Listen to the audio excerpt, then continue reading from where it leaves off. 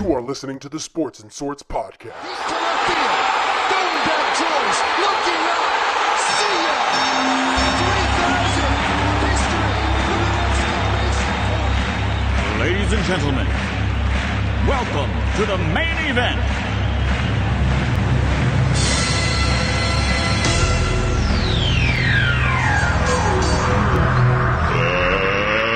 Let's get ready to rumble!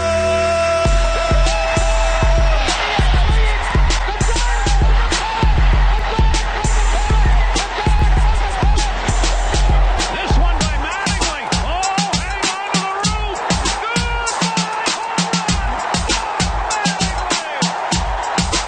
Montana.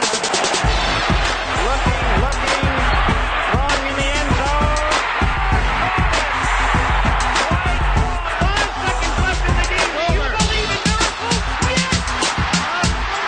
Little roller up along first. Behind the bag. It gets through Buckner. Here comes Knight, and the Mets win it.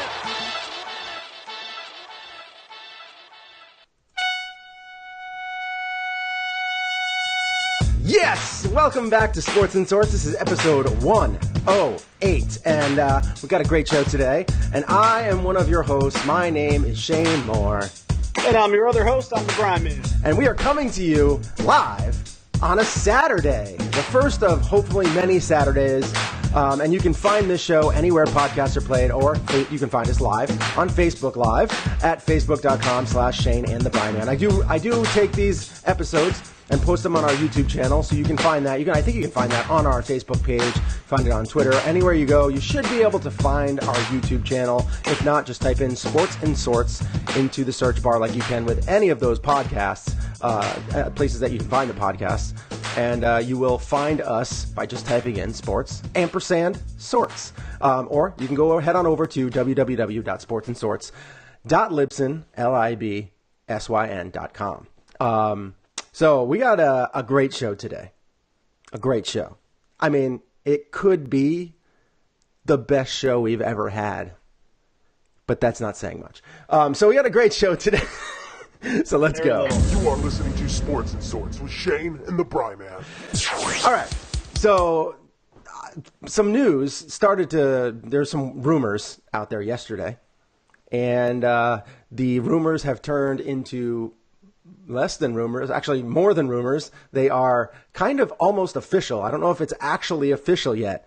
I think it's as close to a done deal as you can get. Khalil Mack goes to the Bears, and this just makes Aaron Rodgers' job a little more tough because he's obviously a great pass rusher, great linebacker, or is he an edge rusher? He's a linebacker, right? Yeah, he's a linebacker, right? Or is he an edge rusher? He's an edge rusher. Edge rusher. And he just puts a ton of pressure on the quarterback. And this is going to make the Bears a little bit better. And I think it's not only good for the Bears, but it's also good for the Raiders. But I get nervous with Gruden as the head coach. Like, a move like this makes me a little nervous.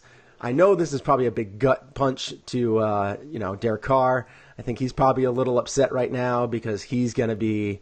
Actually, there's a post on Twitter where, I can't remember who posted it, but it said, basically it showed Khalil Mack like rushing, getting against the quarterback, rushing the quarterback, and Khalil Mack put a little post underneath it and said, "I miss it, like I miss football."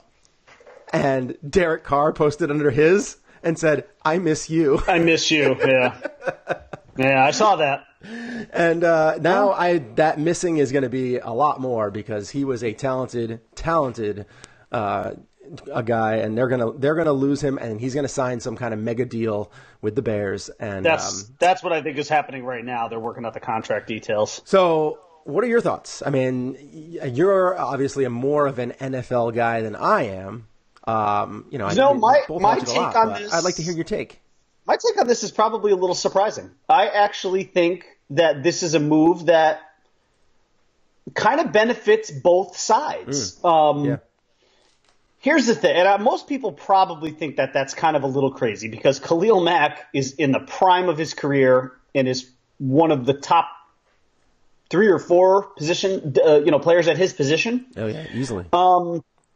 That being said, it was clear from the beginning that John Gruden didn't really care for this guy for whatever reasons. That's unbeknownst to us, but for whatever reason, he really didn't see somehow any sort of future for Khalil Mack on his defensive unit. But here's the thing. So, I mean, look, Gruden, the Raiders are all in on Gruden, okay? And they are going to let him, he has the reins to this team. Today. Yeah, exactly. I mean, if there was any other evidence that you needed that John Gruden is in complete and total control of this team, you just saw it. Mm-hmm. But look, the bottom line is a guy like Gruden is going to want to mold this team in his image. And for whatever reason, he did not see Khalil Mack as being part of that image. Which is weird because, he likes defense. He's right. a fan. No, I know. The move is definitely curious. However, and here's the flip side of it. You're not just getting 2 number 1 picks back.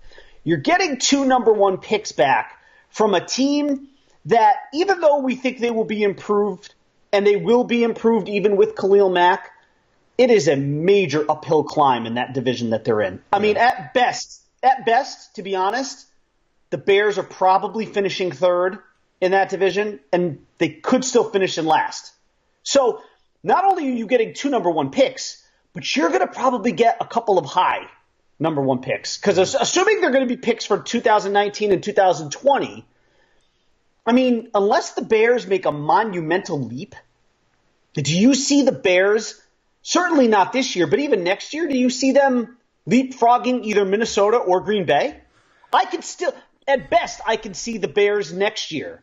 Not this year. This year, I think they'll finish in either 3rd or 4th. But the year after, I think at best they'll still only finish 3rd. It's really more about their record, really. Because, I mean, where they're at right now. No, but I mean, but the point is their record can only be so good because they have – I mean, if you finish in 3rd place in your division, your record can only be so good. You're going to take some losses to those teams above you, most likely. Mm-hmm. And the Bears are marching out a second-year quarterback right now. So – and I like the Bears. I think they're 100% headed in the right direction. And this is the kind of move where you get a player like this in his prime. And you're putting him on a defense now that actually has some players on it. You're at Roquan Smith, Akeem Hicks, Leonard Floyd, Kyle Fuller, Eddie Jackson, Danny Trevathan. It's a decent core there. And you're adding him to that mix. I think the move is, strangely enough, I know this might not be the popular opinion, but I think it's beneficial for both sides. Yeah. If you're the Raiders, you just set yourself up with 2 number 1 picks on top of whatever your picks are going to be for this year. So now the Raiders in this upcoming draft will have probably 2 really high number 1 picks. I would be willing to, because I don't think the Raiders are going to be good this year, and I don't think you do either. I think they're looking at potentially 2 top 10, more likely maybe 2 top 15 picks in this upcoming draft, and then maybe even the same thing the following year. I mean, if you're John Gruden, you just gave up Khalil Mack, but you're maybe setting yourself up to build an unbelievable core of a team over the next 2 years. I like the move for both sides. I hope that doesn't seem like a cop-out answer, but I think it's a strong move for both sides. All right. Yeah, I mean, I'm kind of on the same page with you here because I do. I mean, on one hand, I know I can tell Raiders fans are probably pretty upset right out the gate. Yeah, because that's good reason. I mean, I understand that too. Khalil Mack is so damn good. But with that being said, you got to kind of look at the long haul. I mean, they have put they gave Gruden a big contract, a long contract, and this is trying to set them up for long-term success. I mean, this happens with a lot of businesses out there. They have the quarterly reports and everything like that, but a lot of these, CEOs and CFOs, they are more concerned with long-term success, even if that means not having great success in the short term. They want long-term success, and this sets them up for long-term success. Now, the only problem is, are you going to get somebody that damn good or even close to it in the draft? Well, the draft is a crapshoot, but the bottom line is, for the next 2 years, you have at least 2 picks in the first rounds of the next 2 respective drafts. I will say that this will be a terrible, terrible situation if they don't get at least a top 10 pick out of these next two drafts. If they don't get at least the one, Raiders pick might still be a top 10 pick. I don't see. That's the problem. Is that when you have a quarterback like Derek Carr, you can get wins, and that's the only thing that scares me is that they could go out and get some cheap wins. And they could end up 8-8. You finish 8-8, you're not going to probably get a 10. And then the Bears could literally finish 8-8 this year in their division. They could. They could actually have back-to-back picks in a draft somewhere in the middle of the draft, and that's fine and all. But what's this? Tanking is winning. Gotta love modern day sports. I actually do only a little judgment here. What was this? Damien just posted. Tanking is winning. Gotta love modern day sports. But I actually do. So only a little judgment here. And then he wrote, "It wasn't me," because he posted at Sports and he posted it as Sports and Sorts. And then it was like, "It wasn't me." That was kind of existential. I don't know if this is.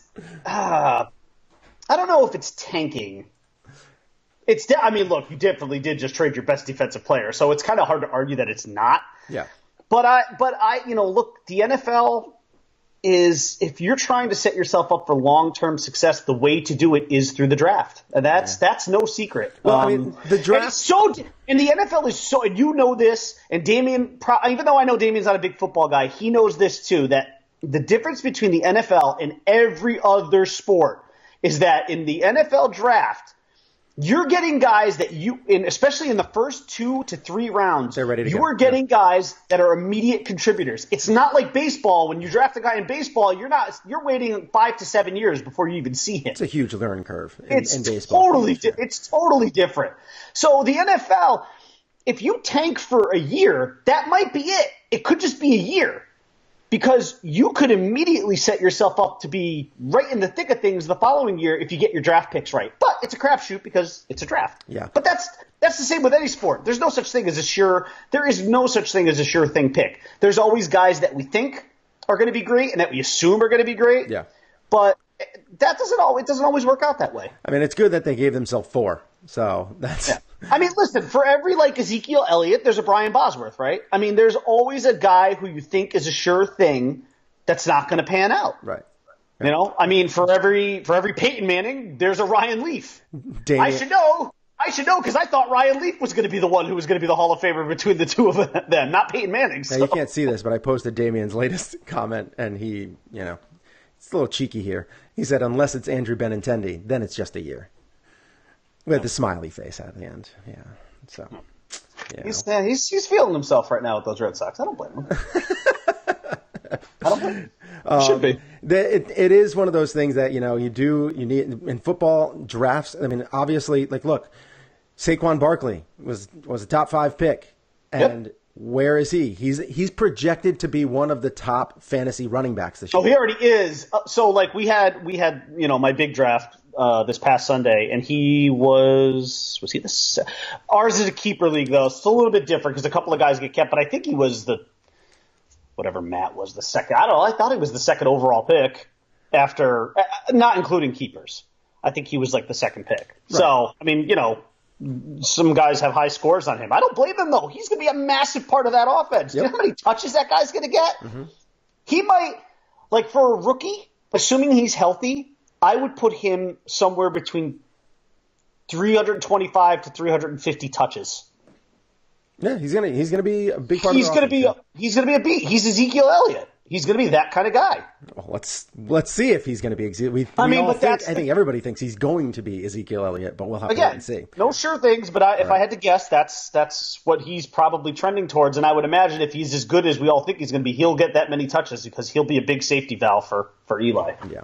I just want to say something real quick. I don't know if Ronnie is watching yet, but I have a couple of – I have whatever – choose your choice here because he said he watched Tropic Thunder years ago. Yes. And he just did not like it. And he can't get through the first. Is he okay? He can't get through the first 30 minutes of the movie. The first 50, I don't know, it might have been less, maybe 15 minutes of the movie where it's kind of over the top and really kind of dramatic, but not really trying to be funny, dramatic, at the beginning. And he's like, I can't get through it. So because I keep quoting, Wow. I quote it, a lot. I talk about, Les Grossman and, Tom Cruise's part in that. And, obviously Robert Downey Jr. got nominated for an Oscar for that movie, doing blackface the whole time. Like that's just, it's one of those movies that is so incredibly awesome. And I really want him to watch it. So I have the Blu-ray and I have the original. So whatever kind of DVD player you have, we can get it. We can get it on for you. So I'm gonna, and he's not coming over because he has his NFL fantasy football draft, I think on Sunday, and we're having a little bit of picnic. So his wife's coming over with her kids, and they're gonna come over here, and I'll give her the DVDs so that he can watch it this weekend, hopefully. Enjoy. Yes, I love that movie. I almost want to just run over there while he's watching it just to watch it because it's such a funny movie. I love that movie. I just can't. I won't stop. The problem is when you watch it with me, I might quote it too much, and that can just ruin the movie. Because you quote it before it actually say it. It's like me and Jaws. Yes. Watching Jaws with me is not fun. Yeah. Well, I will say you did a good job when we went and saw it in the theater. You didn't remember we went and saw it in the theater? Was it last year? Oh, did we? Yeah, we went and saw it live in the theater. Oh, that's right. Yes. That's right. Yeah, that was tremendous. And you did a good job. Yeah, no, I think you only did a couple. Because that was my first time seeing it in the movie theater. Yeah. Obviously, I was not bored when it when it came out. So great movie, and it was awesome to watch in the theater. Like the I did people forget that were about. there and I everything. forgot about that though. Oh, steel trap right here, man. Steel Were trap. there a lot of people? Oh yeah, the theater was pretty packed. It was packed. Was it? Yeah. That's impressive. I'm really upset with myself that I don't remember that. Yeah, seriously. I'm upset with you too. I'm ending this call right now. So anyway, let's move on. I mean, I think we're both I think everybody probably is all in the same boat here with the Khalil Mack trade. It's beneficial to both teams, most likely, unless the Raiders totally, drop the ball. And if you're a Bears fan, I mean, you've got to be thrilled. I mean, you should be absolutely thrilled. Oh yeah, I mean, you just got one of the best defensive. I mean, this guy's a disruptor, so he's going to make an immediate impact. He is going to provide you more wins than you had. He'll make defense. He'll make the linebackers on that team better. He'll make the secondary on that team better. He will dramatically. He's a double improve that team. Yeah, he's without a doubt. Yeah, You have to account for him on every play, and he's 27 years old and in his prime. It's as good an acquisition, and if you're the Bears, you say, hey, you know what? Worst case scenario is we could suck again and, still have a good second round pick. Yeah. But I don't see – I mean, I do think it's possible the Bears finish in third still in that division because I don't know that this helps them leapfrog Green Bay or Minnesota. No. But they're setting themselves up. I mean, you're putting yourself in a position, and now the big thing for them is Mitch Trubisky. How's he going to work out? That is a huge deal. It's like he is their quarterback, and that's the guy. So, but they are setting themselves up to possibly be able to get another quarterback. So, if he actually totally, completely drops the ball, they can possibly get a good quarterback. I think there's a kid from like Oregon or something like that that's going to be really good. He's like the only real quarterback that's coming out in next year's draft. I think like the legit quarterback that's coming out. That's the one thing that upsets me as a Dolphins fan because after this year, it's almost certain that they're going to be drafting a quarterback because I think the Dolphins are going to have the number 1 or number 2 pick. That'll be good for you if they can get that guy because I can't remember the kid's name. I guess, but I mean, again, it's way too early for me. I don't start thinking about the draft until basically the season ends, and then I start looking at quarterbacks. And but I don't see a scenario here under which this will work out well for the Dolphins because nothing seems to work out well for them anyway. But even if they had the 1 or 2 pick and they have a good quarterback there, I'm just not like convinced. I know it's not a great class. I would have rather this happened last year. Yeah. But, all right. Well, let's move on to next topic here. Let's slide on over. Let me see what I did there. Slide on over to baseball. Like a baseball slide? Yeah. Slide on over to baseball. So we had some trades that happened, the waiver trades. The deadline was up there was as some, of midnight last night. There was some wheeling and dealing last night. Yeah, we as Yankee fans, we got Andrew McCutchen, one of your favorite players. And I'm ecstatic to have him in the uniform. It's about 3 years too late. I'm going to be giddy today seeing him in pinstripes. But he has been playing well. He has been playing well the last, he kind of gets streaky. Now that he's a little bit older, he's getting a little streaky, and he's been playing pretty well over the last four. It's kind of funny. So. You think he's probably in his mid-30s, but he's actually only 31. Yeah, I mean, I think he's 32 soon. But... He had a sharp decline, sharp decline. It was pretty sharp. Still a very productive and good player, though. He's a hell of a lot better than Shane Robinson. Oh, my God. I think I was texting somebody the other day, and I said he's literally, and I hate, you never like when people throw the word literally around. He's literally 10 times better player than Shane Robinson. Yes. Shane Robinson was not very good. Literally. Shares my name, but other than that, I don't want any part of him. Yeah. It's but yeah, I do think he's going to have a big impact. I think he's going to have a big impact on the team because one, he's a very personable guy. He's a good dude. He's just a good dude. Just in general, he's an absolute ambassador for baseball in every way, and he is my favorite player outside of the Yankees. So for him to wear pinstripes is I can't wait to see it. I am a little concerned because every time one of my favorite players outside of the Yankees joins the Yankees, I get worried because if they fail, then I'm not going to like them. Sonny Gray. Yeah, Sonny is the one that pops to mind most because you know how much I like. Like, that's the other thing. Like, man, I really wanted the Yankees to make a trade for Mad Bum. But if Mad Bum ended up on the Yankees and was awful, I would have... He's not going to be awful. In order where he No, he wouldn't have been. He wouldn't have been. You're right. But still, it would have, broken my heart. But I love Giambi. And, he was good. He was good as a Yankee. I know, but a lot of it is marred by the steroid thing, and especially, when he got, so skinny and it looked just so weird and everybody knew what was going on, and... It just wasn't what you wanted it to be. There's been bad experiences like that. The other one for me, and I know this is probably not a popular one among Yankee fans because I was a huge, huge Kevin Brown fan. I loved Kevin Brown. And when he became a Yankee, I was really excited, and that was as big a bust as you could possibly imagine. So, I don't know. I have not had success in this area between Sonny Gray and Kevin Brown and Jason. You got to like better players. I like weird players sometimes, but those were good players. Come on, Sonny Gray we all thought was a great acquisition. I still think he is. I think at the time, nobody batted an eye at the Giambi acquisition. They were getting a former MVP. He played well as a Yankee. He played well, but it just didn't work out the way you wanted it to. But I will say this though, McCutchen for me eclipses all of those guys and then some. And I think it'll be harder for me to be disappointed with his Yankee tenure because the truth is that he has declined. Your expectations for him should not be that you're getting MVP McCutchen. You're getting this version of him. Yeah. Honestly, if everybody's healthy on this team, he's probably their fourth outfielder. I keep laughing at the post that Damien put. It's on the screen right now. And you can't see the screen because you don't have Facebook Live open right now, but Damien wrote, he's going to be like Samson. No beard, no brawn. We'll see. Just go back on the Jason Giambi thing here. He was with the Yankees for a while. He played there for several years. The numbers are good. I'm sure you're going to rattle off some numbers. No, I'm going to throw out one thing.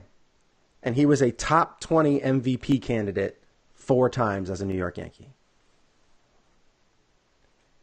He was the 5th MVP candidate and third when he was in 2002, in 2003, 13th, in 2005, 18th, and 2006, 14th. And you're talking 41 bombs, 32 bombs, 37 bombs. And each one of those he had over 100.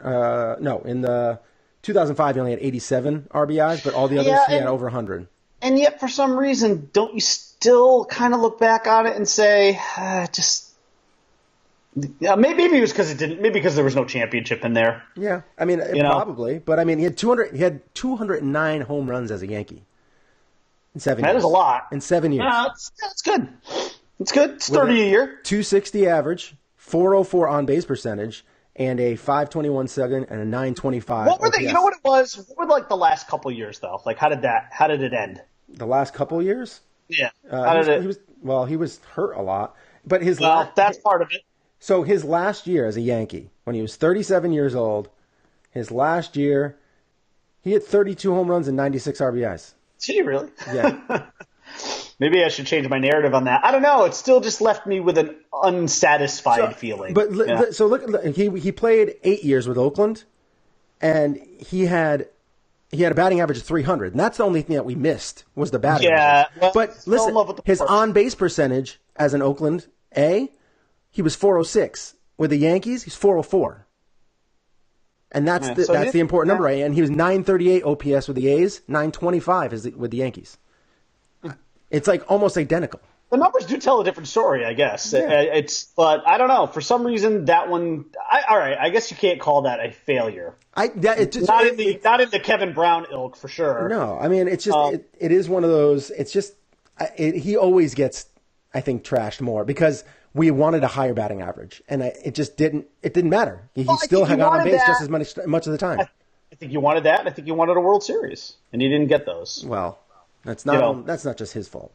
No, it's not. We know. But, sometimes that's how you can remember. I mean, unfortunately, that's how you can be remembered. In New York, it's so different. The legacy, the pressure that goes with that. If you don't win a title, you're not remembered as fondly. Yeah. I mean, it's just the way. That's how it goes. The Kevin Brown thing is absolutely the real deal. I mean, you can actually say that. I mean, he had an ERA about 5. But, he was with bad. the Yankees. He was 39. His attitude was worse than it normally was. Yeah, it wasn't 39, 40. I mean, that's the end of his career. I mean, Randy Johnson even had a good career as a Yankee. No. So, see, that narrative is that one is flawed because Randy Johnson was brought in there specifically to beat the Red Sox, and that's like the one thing he did. Well, he had a good career with the Yankees. It is short, but he had a good time with the Yankees. I want to say after I think it was 2005 when the Yankees got Randy Johnson or 2006, something like that. Whenever they got him, he was brought there specifically to counter Curt Schilling. Now, it didn't work in the sense that they didn't win a World Series, but Randy Johnson, I think in his first, I want to say seriously, like in his first year, I want to say he went like 4. I think he faced the Red Sox a lot. I want to say he went like 4-1 against them. Yeah. Or something like that. Well, I mean, he went 34-19 as a Yankee. No, I know. So it's not like. I think his years were very consistent. I think in both years he actually won 17 games. Yes. 17-8, 17-11. I mean, he was, I don't want to say he was a shell of his former self, but he clearly wasn't the guy he was in previous years. Right. With Arizona and with Seattle, but he was still a decent pitcher. But I mean, even like 70% of Randy Johnson was still a really good pitcher. Yeah. No, he was. I don't understand some of the people that throw these things out there. Like that one I've never had as much of an issue. But I also didn't love Randy Johnson the way I loved some of those other guys, though. Oh, I played fantasy baseball, so big fan. Was always a big fan of Randy Johnson. But for me, this one means more than any of those others combined because I love Andrew McCutchen. He's my second favorite baseball player behind Clint Frazier. And Clint Frazier hasn't even been on the Major League roster for the majority of the year. Clint Frazier's just my favorite player because it's like I feel bad if I don't have a favorite player that's actually on my favorite team. So Clint Frazier is like my guy, and I love him. Yeah, Damian talking about Randy Johnson, he said he was 41-42. That he was pitching at all was incredible, and that is very true. He pitched well. Not that he was just pitching; he pitched well. Yeah, absolutely. He's a freak. All right. So, yes, the McCutchen to the Yankees, I think that this is going to be a big deal. I think it's going to be a really big deal. I think that McCutchen brings a positive attitude, brings leadership, things that the Yankees might be lacking a little bit right now. Probably should have been done 3 weeks ago. Such a young team. Absolutely. I mean, that was something I think they probably should have done during July if McCutchen was available. I think Cashman dropped the ball there, but at the same time, I'm sure the asking price was probably higher. Don't say that. Don't say that because we're going to get Joe Pacino on the fire Cashman, Cashman. I'm sure if he's listening, I'm sure he's saying it right now. Yeah, I will never get that narrative either. Never understand it, but Anyway, I think that, McCutchen is going to be really good. Positive leadership. We need leadership. I think he's going to help with that quite a bit. And on top of that, he's been good. He's been good for the last month or so. I can't say. I think he's going to get that, the pinstripe energy in him, and he's going to help. And he is going to help us, throughout the rest of the year. And I think this is a good guy to have on your team for players like Torres, for players like Andujar, younger players like that. I think you're going to see that's going to be huge. And then on top of that, you get another bat in your lineup, and it's not just a number 8 or 9 hitter. He can bat in the top 6 slots, somewhere in the top 6 slots. He could be your leadoff guy if you wanted him to. He's still a name brand. I mean, he may not have the numbers this year that he had in Pittsburgh, but he's still a name brand, and he's still a guy that if you're a pitcher, especially in a big spot, maybe even in October, you're going to be leery of facing him, and rightfully so. He's got playoff experience. I mean, it's a great pickup. I wish it had happened a few weeks earlier. Wish it had happened 2 years ago. But I mean, as far as 3 years, 3 years ago, I mean, but it's one of those ones where I've kind of always dreamed of him being in pinstripes, and even if it's only for a few weeks, I get to see it. So it's exciting. And I'll probably be like a little weepy today, like at 4:00. As soon as he comes out of the field wearing that number 26, I'm going to be like, oh. But no, I'm excited. I'm excited to see him, and I hope he gives a little energy to the team. And, hey, they get Gary Sanchez back today too. Mm-hmm. So today, the lineup is infinitely better than it was even just yesterday, with Sanchez and McCutchen in there, and no Shane Robinson, and no offense to Austin Romine, but we like Austin Romine, but Austin Romine is a good backup. Yes, that is what he is. So Andrew McCutchen has had, a decent last 7 days, last week or so, batting 267 with an OPS of 850. That's great. I mean, that's not great, but it's a very solid number. 850 is very solid. It's better than Shane Robinson. Oh, it's hands down better than Shane Robinson. I mean, anything is better than Shane Robinson. I mean, we could have just left that position open in the field, and it probably would have helped us out better.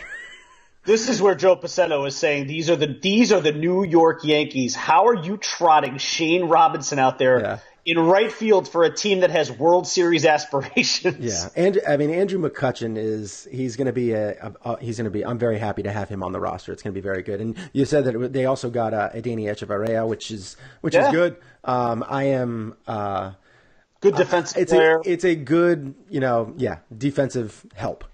For when we need it. I mean, we have Torres, but having another guy who can, play a position in the field that can do it well, to give up, maybe late inning Andujar woes. Yep. These are all nice moves to really solidify the depth of the team, which was obviously a major issue. That's been exposed these last couple of weeks, is the depth of this team. Mm-hmm.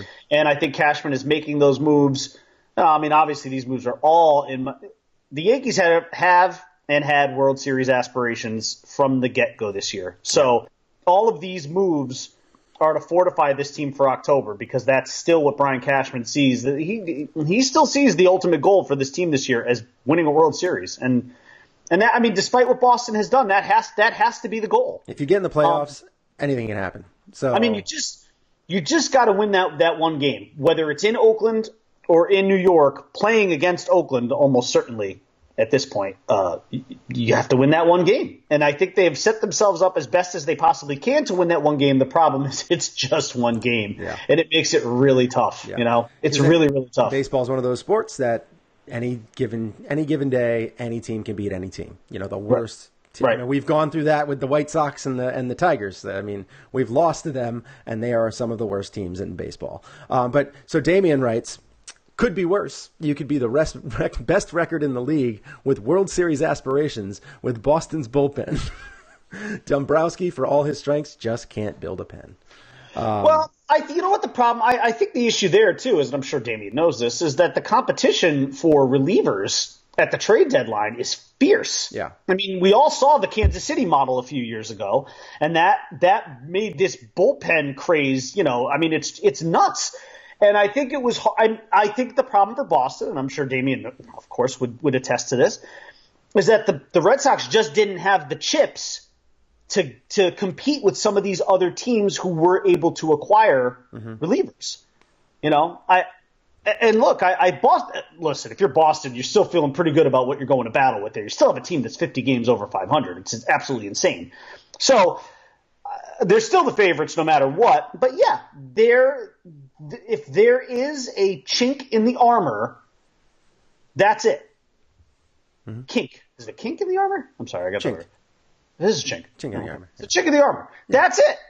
That's it. That's the issue right there.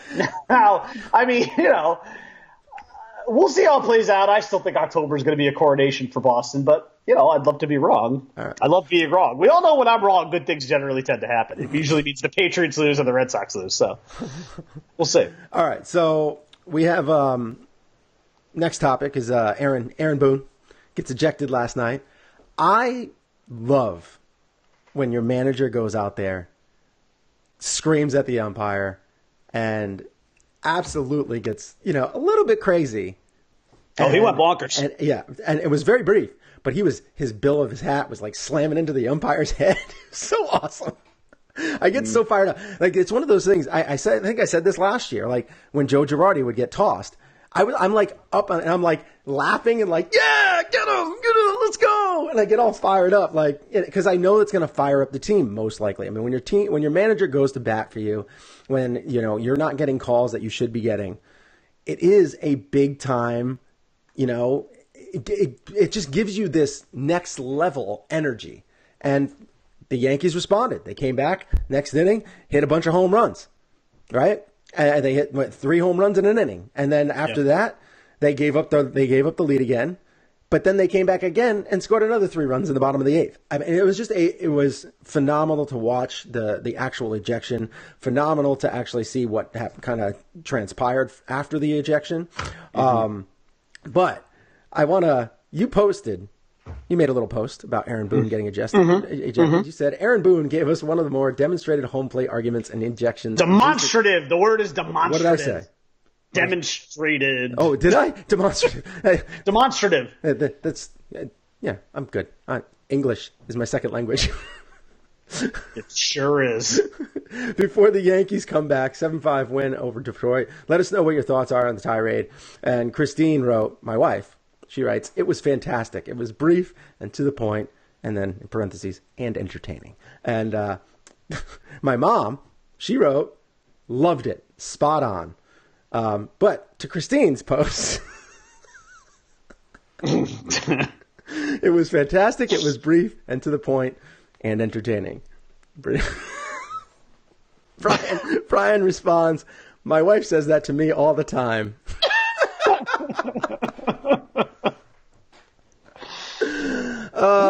Good time. So that's why you should post in the comments, because sometimes the Brian man will say something absolutely hilarious. Something stupid. Or true. Whatever. So now Damien's giving me a hard time because I didn't say demonstrative. It's Shane. I thought you went to college. Well, fooled you. Anyway. We went to the same college. You're insulting me, too. Yeah, so Damien also posted, the deadline passed with several certain improvements on the market. If they lose in the playoffs, it'll be because Matt Barnes or Joe Kelly or Heath Embry melted down a few times. I hope Bryman is right, though. So that's talking about his bullpen and all that stuff. It's just kind of crazy. And then he wrote, that's because she's a kind woman, about your post. And yeah. She is. It's true. So anyway, that was a very funny post. So what was your take on Aaron Boone's ejection? I mean, it was fun to see. Oh, I enjoyed it. I mean, I did, because I thought it was one of the more memorable ones in recent years, just because of him getting into the catcher's position. It was so great. This is a strike. This is not. It was great. It was great. I mean, and listen, Yankee fan, and I will tell you, he got as close to an umpire as you could get with his finger in the face without actually touching him. Yeah. Although he did hit him with the bill of his cap. He hit the bill of his cap to the ump's bill, and you could see the ump said something like, "You touched me" or something. I don't know. Oh what yeah, he was saying something. But you know what? That was something, and one of the things that I have questioned Boone about is his fire and his ability to sense when his team needs a kick in the pants. Mm-hmm.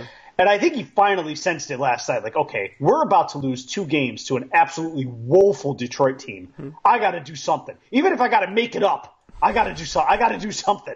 And he did. To his credit, he did. And look, you can say whatever you want about the guy, but what happened, what transpired right after that? Boom, boom, boom. 3 home runs and the Yankees take the lead. I'm not a big believer in coincidence. So if you look at what happened there, the team responded. Yeah. And they won the game. They got down again. And in fact, Detroit tied, and then Detroit took the lead, but the Yankees came right back again. And was it 100% because of what Boone did? I don't know, but is it a coincidence? I don't think so. Yeah. I got the picture up here with him in the squat. It's great. It's great. It was great. I mean, I almost saved that as my new wallpaper. Just it's funny. It was really fun. You don't see that. I mean, the thing we forget about Boone is he is a smart baseball guy. Does he have managerial or coaching experience of any kind prior to this? No. But he is a smart baseball guy. Yeah. And he does know what a strike is. I mean, listen, he grew up in a family, with a catcher. So, I mean, he's a smart guy. He knows the game. And he knows balls and strikes. And let's be honest, the strike zone was not great last night. There were some issues with that, I think, in Chicago too, with the Red Sox. Was it? I don't know. Did Xander? I don't know. We can ask Damien. I think Xander got tossed last night or something. He did, yeah. He posted it on the page, which was ridiculous because he got tossed. First, he threw the bat and didn't get tossed for that, and then he got tossed as he was walking away quietly. Like umpiring and officiating in sports is just it's such a disaster right now. They're so bad. I mean, you can criticize officiating in sports at any level. It's just awful.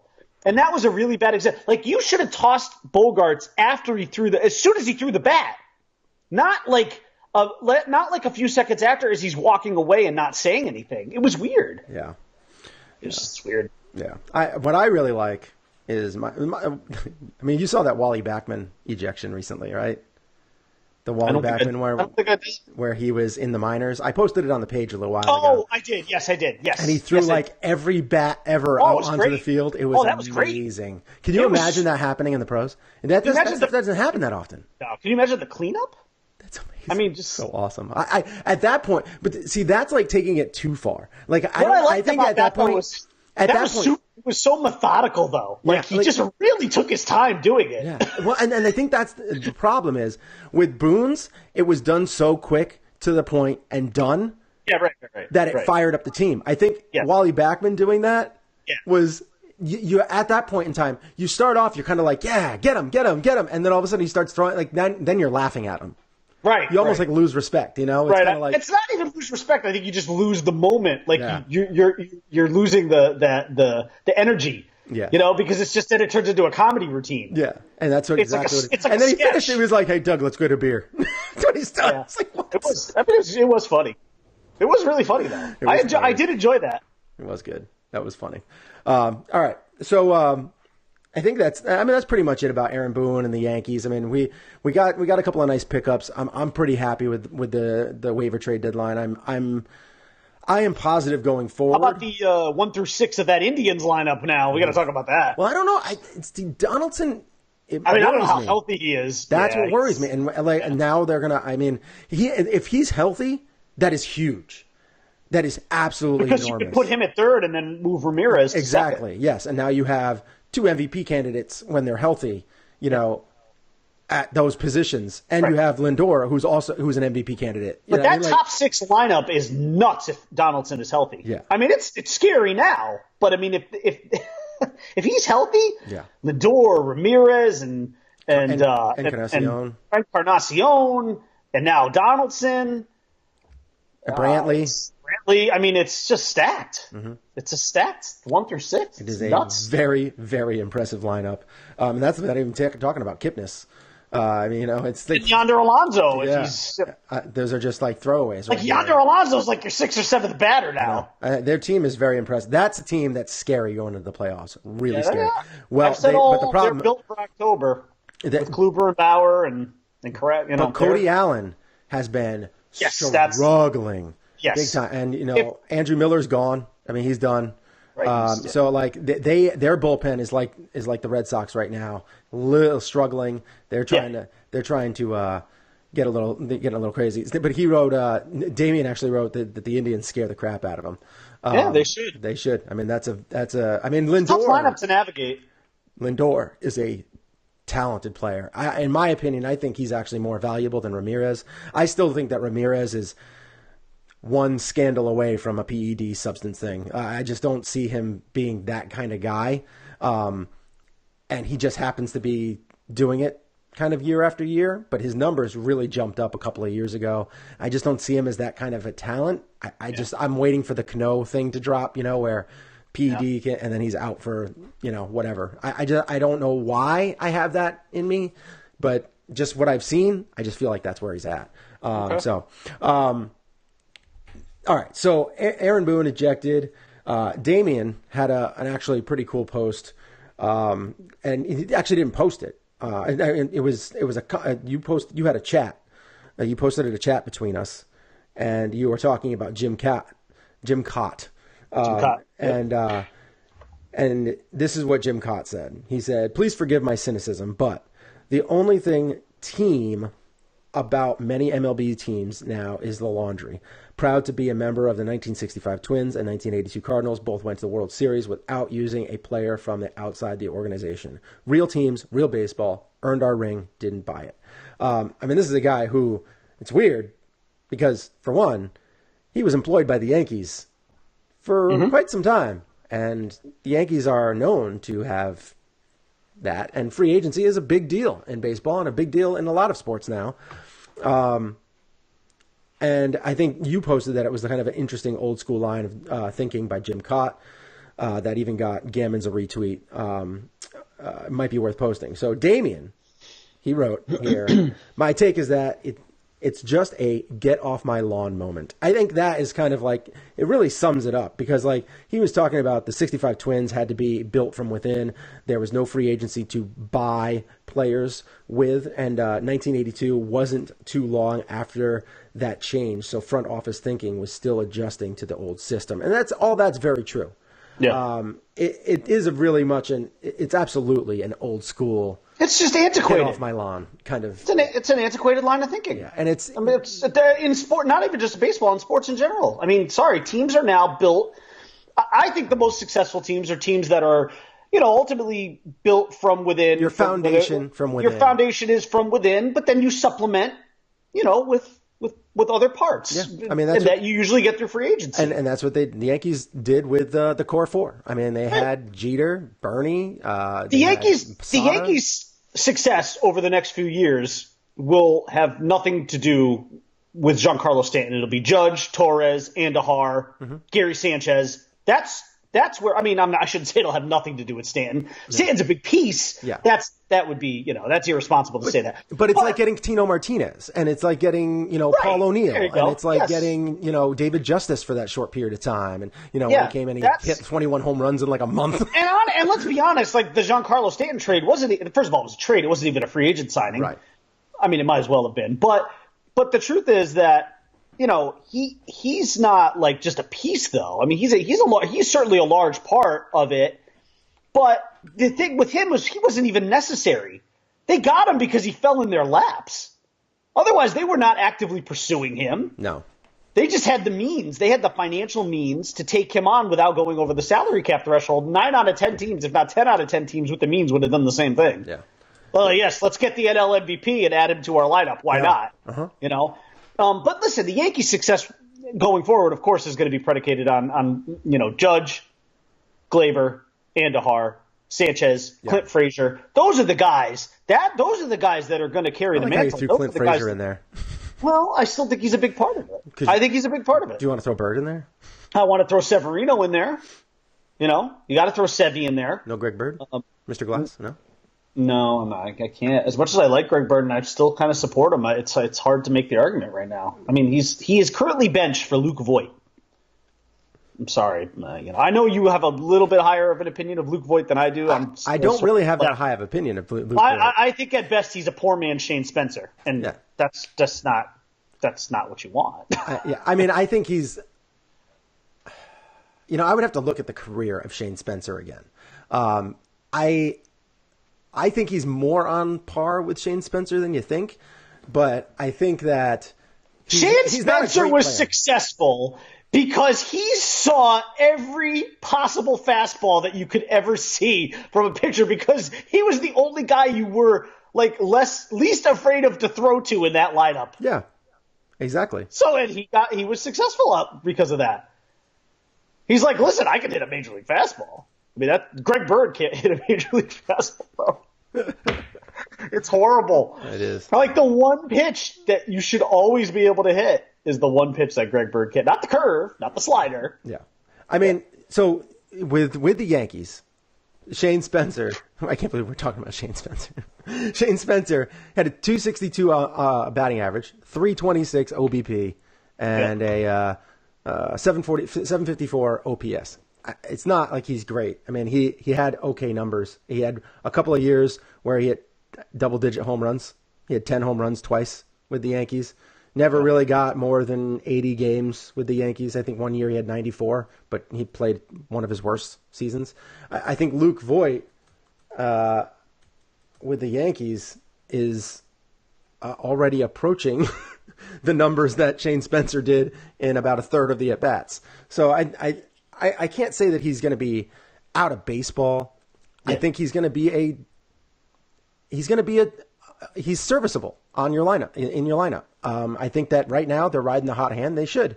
I mean, he has 45 at bats and he's got 4 home runs, 11 RBIs. I think the thing that we need to prepare ourselves for is that he is almost certainly going to be the starting first baseman in that wild card game. Yeah, and I do think that this is going to be a huge deal for next year. I think that they are going to be. I don't know how much longer they are going to ride the Greg Bird train. I think they're still waiting for him to get hot. I mean, it was really funny to see. Get hot? How about just make contact? Yeah, well, I mean that's part of it. I don't understand what is going on. I can't stand watching him lift these can of corn fly balls to left field. It's just awful. Yeah, it's unwatchable. It's been bad. But I think it'll be interesting. I mean, I think it was very funny to what is it? Chris Austin, Tyler Austin's dad. Who posted on Twitter and said some pretty funny things about Greg Bird. Like Greg Bird, I think he said like his son has more home runs in the month than or something like that than Greg Bird has hits. Yeah, true facts probably. It was pretty funny, and I felt bad for Tyler Austin being in that position though, because then he's got to say, "Dad, stop." Yeah, seriously, you're embarrassing me and you're embarrassing yourself. Yeah, just stop. Yeah, I mean, he's not really embarrassing Tyler Austin. I mean, Tyler Austin's he's been playing decent, No, he's played very well. He's definitely embarrassing himself. Yeah, he's embarrassing himself. I hope to God I'm never one of those parents. Regardless of what my kids do in life, just shut up. Let your kids live their lives. Don't get involved at that level. Let them do them. Let them be them. Right. So it's pretty funny. All right, so. So you think that Voigt's going to be there? I think that this is really going to set us up for next year, which you kind of saw it a little bit this year, and I'm a little nervous about it. I don't know how everything will transpire because things have not been going well for him this year. But I have a feeling, I don't know if it's just nerves or whatever, but I have a feeling that Bryce Harper is going to end up the Yankees' first baseman next year. I don't see that. You and I differ on that. We were texting about that the other day. He's not going to get the $400 million contract anymore. He's just not putting up numbers like that. Probably 300. I don't even know who would give him that. Look at his numbers. Somebody will. Come on.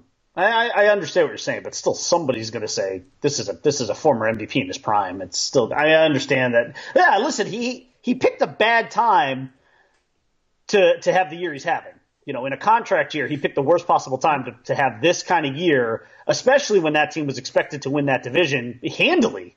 I mean, they were expected to win that division easily. And he picked a really, really bad time to perform like this. He's still going to get paid, though. It's going to happen. I disagree with you, though. I think the Yankees still want Machado. I think they want to put him at third. I think they want to move Andujar to first. And I think I still see that going down that way. Because the Yankees, now that they are going to reset this luxury tax, they're going to have a ton of money available. They're going to want to spend it on somebody. And if it was me, I'm spending that money on Manny Machado. I'm moving him to third. I'm taking Andujar, who we've already seen. I don't want to say Andujar is a defensive liability. That's not fair. He's made some good plays, and then he's made some head scratchers. He's probably what you thought he was, an average to maybe even like slightly below average defensive third baseman. But if you move him to first, I'm sure his defensive numbers will be infinitely better. And Machado, we already know, is a good defensive third baseman. So, and I 100% think Machado will. I still think Machado wants to be a Yankee based on some of the articles I've seen. Mm-hmm. And I think that the Yankees are maybe one of a handful or less of teams for which he'd be willing to move back to third base permanently for. Yeah. So I think that's how that's going down. I think Machado's a Yankee. I think Andujar gets moved to first, and I think that lineup is scary good. Yeah, I don't know if that's going to happen. I think they can actually save money by getting Harper over Machado. But I wouldn't hate that, by the way, because you know how much I like Harper. But honestly, I would rather have Machado. Bryce Harper is on a Nationals team that is pretty deep. They have a pretty darn good lineup. Has never had a 100 RBI season. There are some things about him that definitely make you scratch your head. Mm-hmm. I mean, there's no doubt about it. Even in what were his numbers in his MVP year? Do you know? Hold on. Damian said his down year is still 30-plus home runs and 130 OPS plus. He won't get a $400 million contract anymore, but he'll still land a huge contract. I agree with Damian. He's still going to. I'm telling you, he's still getting $300 million. I don't see any scenario under which that doesn't happen. But the dollars are there. The dollars are there. But somebody's going to pay it. Who's going to get more, Machado or Harper? I actually think they could end up with similar contracts. I think they're close in age. Their production is relatively similar. I bet you they end up both with $300 to $350 million contracts. I'd be very interested to see the production because I think look, you could certainly make more productive. You could certainly make the case that after this year, Machado deserves more. But I mean, if you look at the back of the baseball cards, I don't know. I don't have both of their stats in front of me, but I would imagine that they're. Okay. Well, then tell me how close or far apart they are overall in their careers. So in his career, you have Machado at 203 doubles. He has 171 home runs, 494 RBIs. He's never had a 100 RBI season either. He's had 86, 96, 95, 88. And, he has some stolen bases in there too. Career average 282. OPS is 822. So they're actually almost identical, I think. Actually, Harper's numbers are better for the most part. He's batting 279 with 898 OPS. And that's really based on because of the two really good years that he had. His MVP season, he had 42 home runs, 99 RBIs, 330, and a 1.109 OPS, which is outstanding. And that was his MVP. Boy, that's a 99 RBIs. That is a low number for somebody with 42 home runs. It's a lot of solo shots in there. Yeah. And but he scored 118 runs, so people were knocking him in. But he batted 330, and he had an on-base percentage of 460. This year, his on-base percentage is 377, batting 245. And his What's funny is that 377 is still a good on-base percentage. It's a very good on-base percentage, but his Ks are through the roof this year. He's got 143 strikeouts. He's leading the league in walks, but he's got 143 strikeouts. This is the most he's ever had in a career. His MVP season, he had 131. He's already at 143. What are his numbers this year? Oh, sorry, again, just Harper. He's got 30 home runs, 84 RBIs, and he's got 143 strikeouts, 245 batting average, 377 on-base percentage, OPS 874. That is not elite. I'm sorry, Damian's right. That guy's going to get paid. He's still getting paid. He's going to get paid. It's not elite. But earlier in the show, you talked about the importance of on-base percentage because you were talking about Giambi. 377 is good. Yeah, it's good. And he's still got 30 home runs and 84. He's gonna get some. There are going to be a number of teams in on that, and especially now. You know who has a 377? You know what has a 377 on base percentage? Aaron Hicks. Oh, Captain Average himself. Yeah, he's got a 366 on base percentage this year, and his WAR is 3 points higher than Bryce Harper. 3 isn't like 0.3? No. Like, he's at 4.4. Bryce Harper is at like a 1.7 really? or something like that. Oh, is it really? Wow. Yeah, it doesn't matter. He's still going to get paid. Yeah, he's going to get a big contract. This year, Baseball Reference, I know Damien doesn't like Baseball Reference like for the WAR, but the WAR for Baseball Reference has Bryce Harper at a 1.1 this year. That is not. Let's not be comparing Aaron Hicks to Bryce Harper, please. Look at the numbers. Brought up on this show today. Look at the numbers. Look at the numbers. I don't want to look at it. I don't want to talk about Aaron Hicks. 245, 30 home runs, 84 RBIs. I'm so tired of Aaron Hicks and how average he is. 250, Yankee fans need to get off his jock. 251. He's not that good. I agree. 251. He's an average baseball player. 251. And he should not be the center fielder for the New York Yankees. RBIs, 366 on base percentage, and he's got a higher WAR because he plays better defense. I'm so done with Aaron Hicks. Aaron Hicks and that stupid John Sterling call. Oh, God. Aaron Hicks. We're sitting here, we're clamoring about how great Aaron Hicks is. He's not that good. He's so average. Oh, my God. Aaron Hicks is as good at baseball as I am at life. He's average. Yeah. But Damien keeps saying, he said, if you care about RBIs, his high watermark was with 99 in that year. But he says, which means the opportunities weren't there, which is RBIs are a bad predictive stat. I don't care what. I think RBIs are a good predictive stat because that means when people are on base, you're driving them in. When they're on base, you're hitting a lot of solo shots. Like that is something. You have less pressure on you when you're up there and just trying to hit. Nobody's on base, you're getting better pitches to see. So I think it is a predictive stat. It's again to get back to the original question of which one of these two guys is going to get paid more. I would be shocked if their contracts weren't almost identical. They really the numbers kind of dictate that they will be, and their ages also. I think they're the same age, right? Are they both 26? Who? Harper and Machado. I think they're both 20. They're both 26. Harper is 20. I want to say they're 25 right now. Okay, but I think he'll be 26 when he might be 26 when he actually goes into free agency, and I think Machado's 26.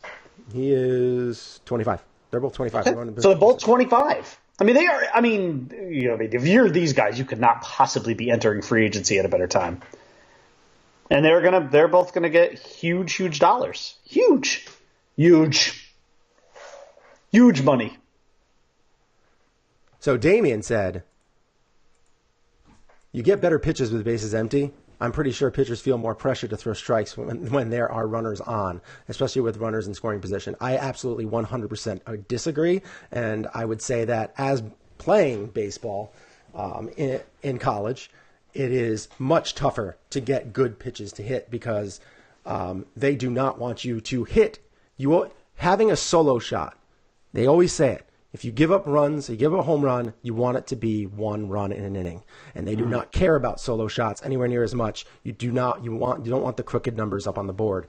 And that must have happened quite often with Bryce Harper. I think someone who batted .330 and had 42 home runs and only had 99 RBIs. Yeah, there's no doubt that there had to be a ton of solo shots in there because it's not like the home run was the only way he was driving in runs. Right. So I mean, when people are on, if you have that high of a batting average and you have that many home runs, that means there was a lot of you weren't hitting when people weren't running runners in scoring position. I wonder if half of those were solo shots. They almost kind of had to be. I don't know. I mean, that's just so few RBIs. It really is. What were we talking about? Bryce Harper's contract next year. He's getting $300 million, and so is Machado. I think he'll get 300. Nobody's getting 400 though. Nobody's getting 400. I hope not.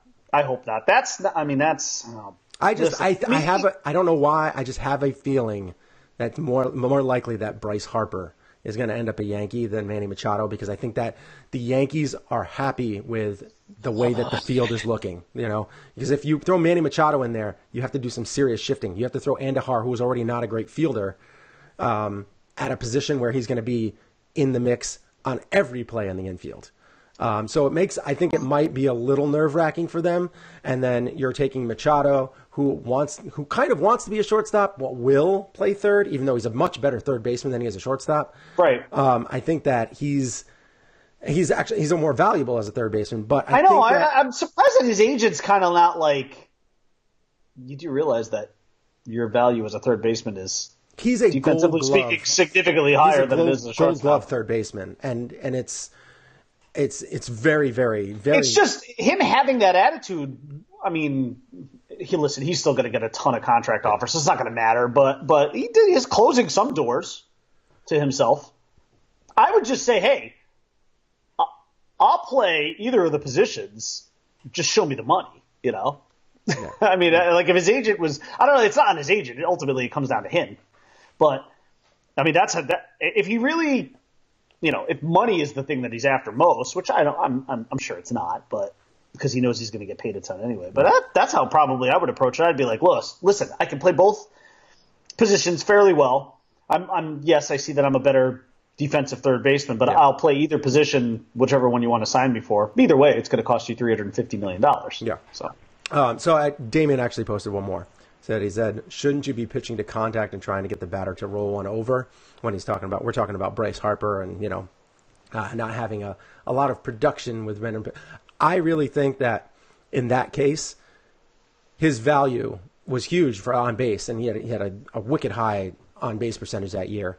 And it's because he took a lot of walks, and he didn't roll one over. He just took the walks because they were pitching him carefully, even with runners in scoring position, which is why he scored 118 times that year, which is still, that's 118 times is good, but it's not. Brett Gardner does that.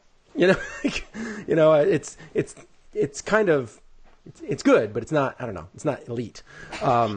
Anyway, so I just think that, Bryce Harper, he has the potential to be a very talented player.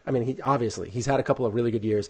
I think anybody would take a 42 home run season with a 460 on base percentage and a 330 batting average, and then the OPS at 1.1. Anybody would take that. That right there, if you can do that year after year after year after year, that's a $400 million guy. But the problem is he's only done it once. He had another season where he had a really good year. I think it was like last year maybe that he had like another really good season. But it's just he's way too inconsistent, and he plays, and he's much better now, but he still plays so hard that he just gets himself injured. And those injuries, when everything's not 100% with him, he has a hard time playing at a high level. That's one of the things I like about him, though. I love how hard he plays. But it's his biggest detriment. It might take a year off his career or two. Yeah, good. I know. I think it's taking money off of the table for him. Like, because if he played like he did that in his MVP season and did that every year, but took it easy in the field a little bit, like crashing into walls and, all that kind of stuff, I think that the production would have been there more. Because I think when he's not 100% healthy, his numbers dip. Yeah. I don't know what the reason is why he's playing so poorly this year. This is another thing. Like, it's a contract year. Like Ricky Henderson, when he had a contract year, he put up the best numbers of his career. He did. Because he knew. That was Ricky being Ricky. And that's a clutch thing. And this is not clutch. That's the thing that worries me with him is the clutchness. And I know Damien probably doesn't care about clutch and all that kind of stuff, but, it's crazy.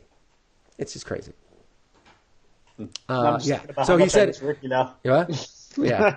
It's true. It's just 100% true. My all-time favorite athlete. Ricky Henderson, contract year, he was going to put up some numbers because he wanted bank.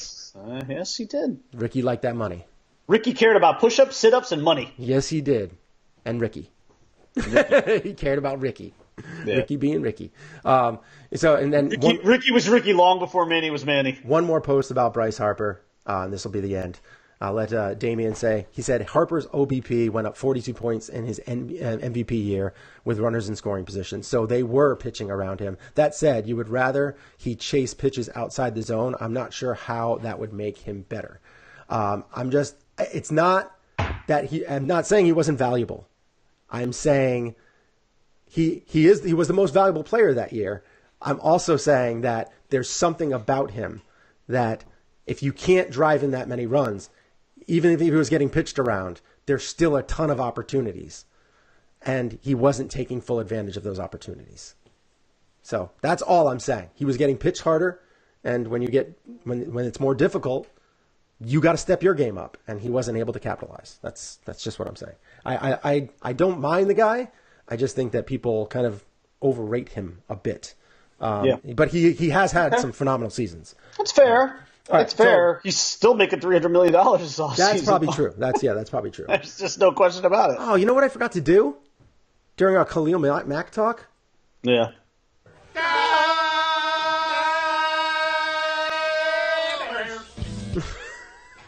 I also wanted to read you a tweet regarding the Khalil Mack trade from John Gruden, faux John Gruden, at faux Gruden.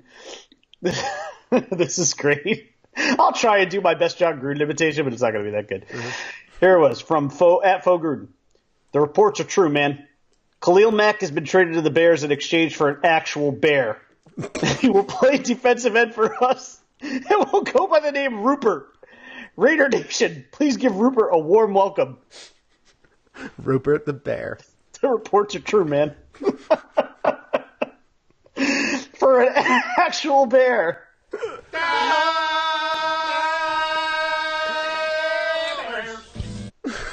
Well, hey, listen, you know what?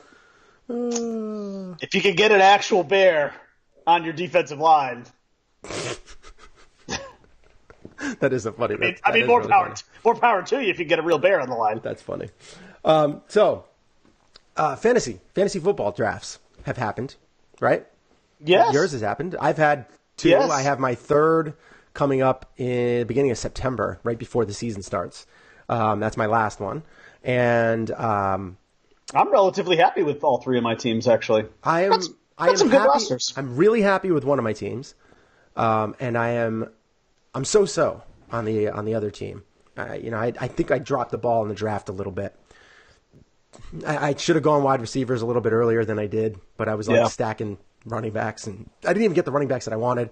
I wanted my third running back to be Kenyon Drake, because he's just that's a heck of a third running back. That's who I wanted, but he got picked in the same round that I was going to take him. So I ended up I don't remember who my third running back is now in that league, but I really wanted him because he's going to get a ton of touches. So anyway, fantasy football. I have one more. I have a friend league that we're doing, and I think it might be 10 or 12 teams, and I'm looking forward to that draft too. But I know that some drafts still haven't happened, and we haven't been able to get Tim on, Mr. Callahan's. Mm-hmm. He's been very busy with work, but I think that ends as of this week. I think his work slows down a little bit, so we might be able to start getting him on during the week, maybe on a Wednesday show or a Monday show. We'll figure it out which day. I'd prefer it to be Wednesday, just because it's closer to the football, to the actual, the week of football, because, Monday comes out, you still have a lot of injuries that aren't released, and then practices and people getting injured. And, the coaches are so crazy about their, who's injured and how long they're injured, and are they going to be in or are they going to be out? Are they practicing? Are they not practicing? They're just so secretive about everything, which is unfortunate. And I hope I hope the league does something more about that. I think that they need to figure out a way to make them a little bit more. The team that I care about the most, I'm with you. I tried to stack on running backs, but actually the strength of my team is receiver. This is just going to be a brutal league because Tim's probably going to win this league walking away. He Callahan's? should. Yeah, his team is ridiculous. He's got the two best fantasy players on his team. He's got Gurley and Le'Veon Bell. Oh, how do you do that? Is that keeper league? It's a keeper league. it's partially my fault because I had Gurley last year, and then once I started to think my team was going in the tank, I traded him. Oh, I traded Gurley to another guy who won the league. Mm-hmm. If I had kept Gurley, I would have won the league. Really? If I just believed in my team a little bit more, which I do. I get you know me, I get negative and pessimistic, and then I make stupid moves. I got to try hard not to do that this year. But especially because it was too early. And I traded Gurley, albeit for a first-round pick, but I did trade Gurley, and my team is good. I think I can compete, but unless Tim's team suffers an injury to one of those two guys, he's going to win. Yeah. I mean, it's just no way to prevent. I mean, because those two guys could theoretically every game give you anywhere from 25 to 40 points. They're good. I mean, even on a bad week, Le'Veon Bell gives you 20. Yeah. So I mean, it's just the same thing with Gurley. Unless you have Ezekiel Elliott and Johnson, David Johnson. That's the only counter punch that you could do. I have no. I mean, and I'll read you my roster. It's good, but there's not much of a counter punch to that. My receivers are probably my strength. I've got Julio Jones, Keenan Allen, Josh Gordon. So it's a pretty good top three receivers right there. Man. And Devin Funchess is on my bench, and Cooper Kupp is on my bench. My running backs are solid, but not spectacular. I've got Fournette, Jordan Howard, Alex Collins, and then on my bench I've got Sony Michel. So we'll see what happens there. My quarterback situation is good, Roethlisberger and Goff. And then my tight end. My tight ends are interesting because I have on 3 teams. I have 3 teams, and on all 3 teams, this is the only guy that I have on all 3 of them, and that's Jordan Reed. Because if he's healthy, I'm a big believer in him, but that's a big if. And then I've got Delaney Walker on my bench. Yeah, one of my teams is. I mean, I am stacked. I mean, I have Gurley and Melvin Gordon as my running backs. And then I have Kenyon Drake as my flex. That's good right there. But my wide receivers are a little weaker. I mean, I do have Michael Thomas.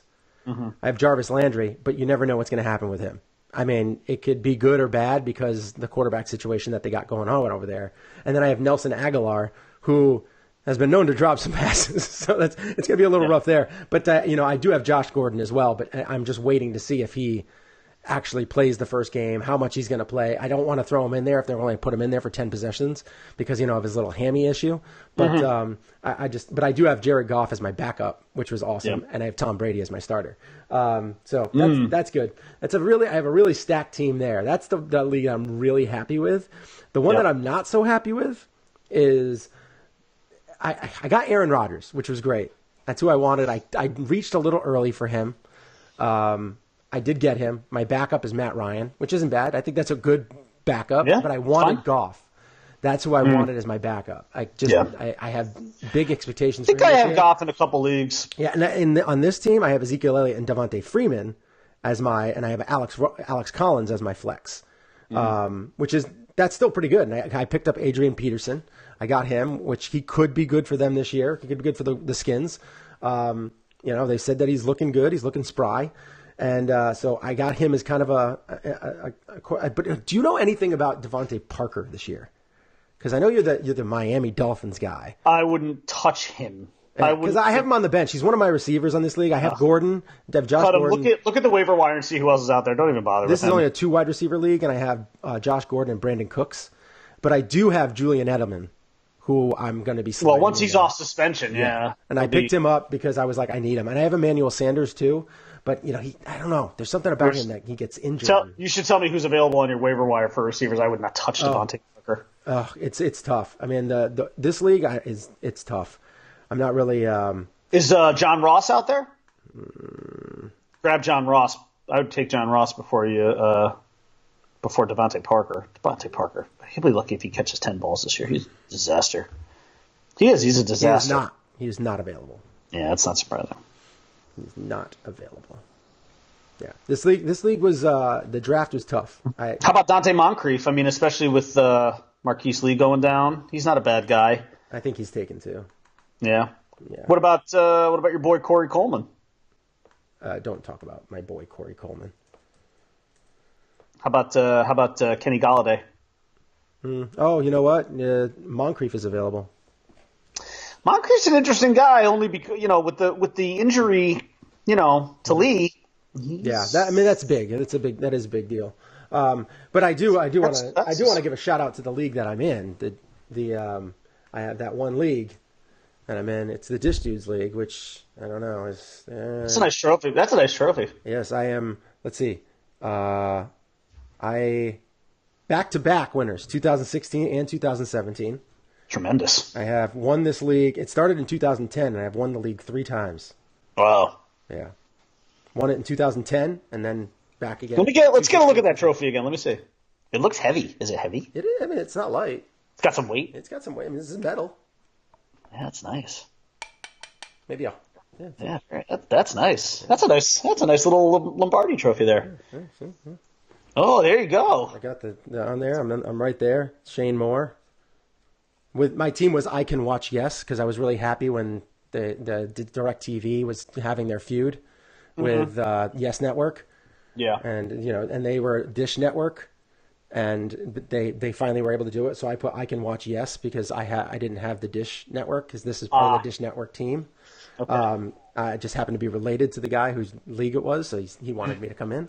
So I got I Can Watch Yes. That was my team name, to kind of throw it at them, because a lot of them were Red Sox fans too. So on top of that, I've won it the last, and that my team name, that's a Sack Lunch, and that's from Wedding Crashers. And the man Sack. Oh boy. Yes. You win the Wedding Crashers. Never ends. No, it does not. I love that. You and those Wedding Crashers. I've also been the name Holy Shirts and Pants. I've been Pimps from Oakland. I've been all sorts of names from. Yeah, none of my fantasy teams have been anything special. I actually have always primarily just been the Black Sheep. Ah, nice. Yeah, nice. Yeah. That's Black Sheep. Right. So fantasy football, I can't wait to have Tim on. Callahan's. It'll be good to have him on. Yeah. He's going to be chatty this year because he's going to win this. He's going to win our league. Just again, barring injury, he's going to run. Is there's 10 or 12?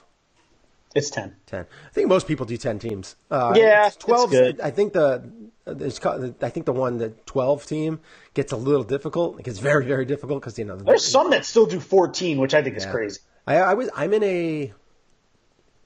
What's the one? I was in a 14 team league. The podcast league. We were in a 14 team league. Was that was it was either 14 or 16. It was something ridiculous. Yeah, it was crazy. And it was like, you have like nothing left at the end. Like some of these guys were scoring like 4 points. It's like, what? And that's a big deal.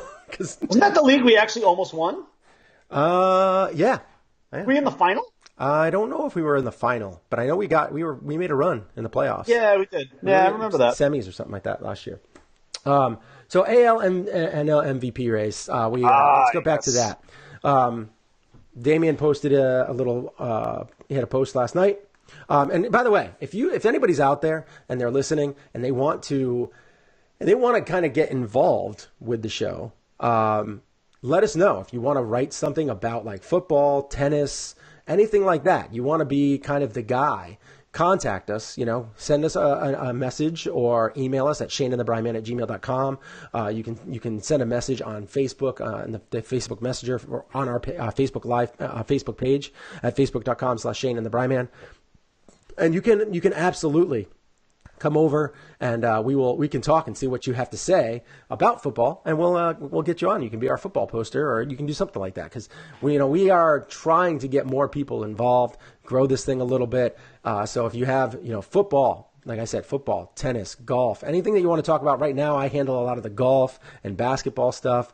Brian does a little bit of the football. He handles the WWE. So, we kind of we run the gamut of all the sports. So we really try and get them all. So if there's anybody out there that has a particular sport that they really follow, we already have Damien for our baseball guy. But if there's anybody out there that wants to do that, just contact us. Let us know, and we will try and get you on. Because like I said, we're trying to grow this thing a little bit. So help us out, and we'll help you out. Or something, I don't know, something like that. Anyway, make sense. It just doesn't make sense. 60% of the time, it works every time. Wait, here we go. That doesn't make sense. Oh, and the sorts. Yeah, we could also do the sorts. Yeah, I mean, if you want to be the guy out there talking about movies or whatever, we can have you on for that. I did. I saw the Happytime Murders the other night. Did you? Yeah, exactly what you expected it to be. Just okay. No, I liked it. What was it? I'll give it a I'll give it a Cinebros 6.5 out of 10. How about that? 6.5. All right. Yeah. All right. So he posted. Let's see what we got here. ALNL MVP. Did you want to say anything about the Happytime Murders, or just because I mean we can we can legit talk for a few seconds. The only thing I would say about it was disappointing in the sense that it actually wasn't as funny as I thought it would be. It actually turned into more of like a murder mystery movie. Oh, they needed to go. They needed to go to the Team America, World Police. I actually was hoping they would go like the Sausage Party, Team America, yes, that kind of thing. And it didn't quite get there. It actually they turned it into seriously like more of a. It turned into more of like a murder mystery movie, like a whodunit, which was fine, but it should have been less about the story and more about like puppets banging each other and stuff like that. So, because there is that scene, and it's something. A little longer than you thought it might have, but did it? Yeah, a little bit. They always do that. Even the Team America one. Yeah. That lasted quite a while. Yeah. Let's see. Damien wrote, I can't wait to see the Happytime Murders. That's right up my alley. But then he also wrote, was it a deconstruction of the genre? What does that mean? I don't know. What do you mean by that? A deconstruction of the genre? In what way? How is the... They did puppet sex? ? That's awesome. Yes. Avenue Q did that, and it was outrageously funny. Yeah, I mean, there was puppet sex. They actually show that in the Red Band trailer. You can see part of it, but it was good. It was a good, funny, and not quite what my expectation of it was going to be movie, because it focused more on, frankly, the story than I thought it would. So it's kind of like Inside Out, where people went into it expecting a really funny movie, but it was a lot deeper than people thought. Like if you go into it seeing a really funny movie, I loved Inside Out. I wouldn't say. It's not as good, but what I'm saying is it's kind of like that. Like you went in expecting a lot of laughs, but ended up not getting a lot, and it got more. It was trying to dive in too much into the story. Yeah, okay. So I mean, in that sense, yes, because it was lighter on the laughs than I thought it would be, but heavier on the story. So it sort of evened out. Although I went in there hoping just for more boisterous laughing. I just wanted to be a stupid. Yes, I wanted it to be Sausage Party. It was Break Bro. It was a little more thoughtful than Sausage Party. Not a lot more, a little more. You know what I'm talking about, bro. Cabin in the Woods is a deconstruction of the horror genre.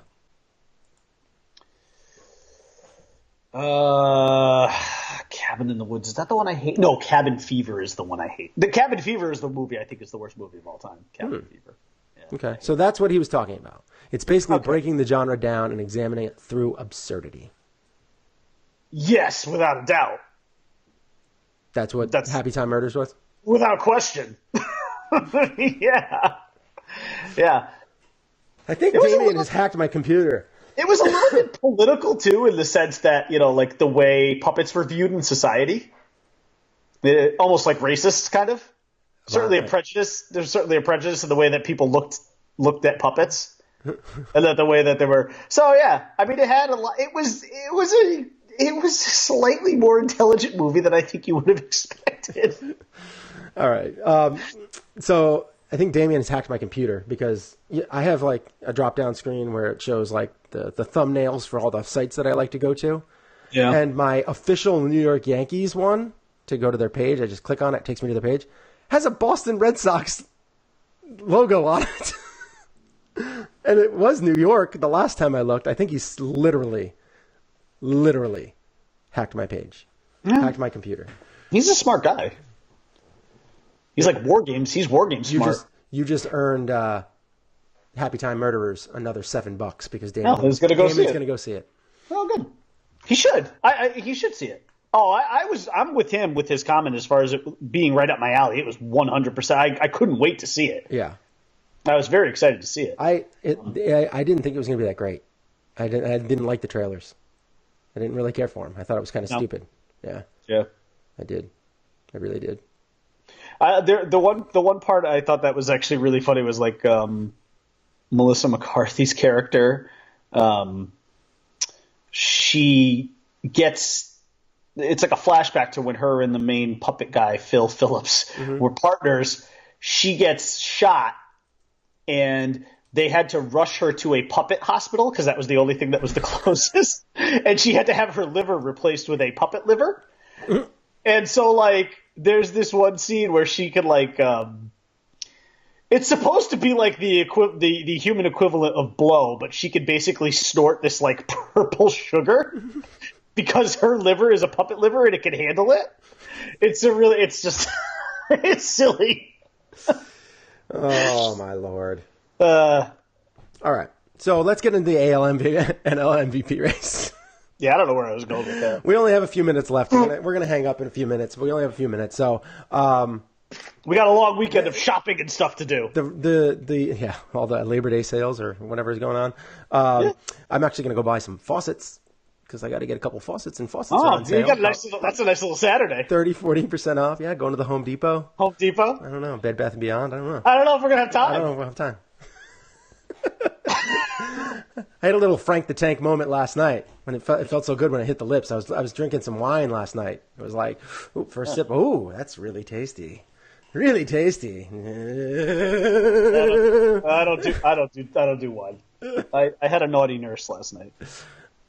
Oh, the beer. Yeah, I was those. I actually like those. It's a solid beer. Yeah. Solid little city steam. Local brewery too, right? Sure. City steam. Yeah. Mm-hmm. Yep. Let's give a shout out to them. Maybe they'll sponsor us. Nobody sponsors us yet, but maybe they will. Not yet, but it's coming. Unless they change their name to Duncan. Just Duncan. It's so good that even their melted ice is delicious. Dunkin' Donuts Pumpkin Swirl available now through January. So, MVP candidates. MVP candidates. Who do you got? Who do you got in the league this year? There's Martinez, Martinez, Mookie Betts, Bregman, Ramirez, Trout, Lindor, Chapman, all these guys. Go. Let's start with the AL because I remember having this conversation. I think maybe even with you and Damien a couple of years ago, and I was on the wrong side of it 2 years ago, and maybe this is me learning from my lesson, and I just refuse to be on the wrong side of it again. Because 2 years ago at this, I think it was 2 years ago at this time, I thought for sure that Mookie Betts was the MVP and not Mike Trout. Yeah. And actually, if I recall correctly, I think Damien was actually saying no, it was Trout who deserved it, and he thought Trout was going to win it, and he was right. Mm-hmm. And I don't want to be on the wrong side of it again, because like my gut kind of still tells me it's Mookie, and it's so hard for me like not to pick a Red Sox considering how historically good they are. Mm-hmm. But I'm gonna just say no, I don't want to be wrong again, and maybe it's just Trout. But I will say Trout, but I do wonder if Trout is going to get the LeBron treatment where it's like, okay, we know he's the best player in baseball, but we're not going to just give him the MVP just because he's the best player in baseball, and they'll give it to Mookie or maybe JD Martinez. Mm-hmm. Here's the argument I'll make for Trout.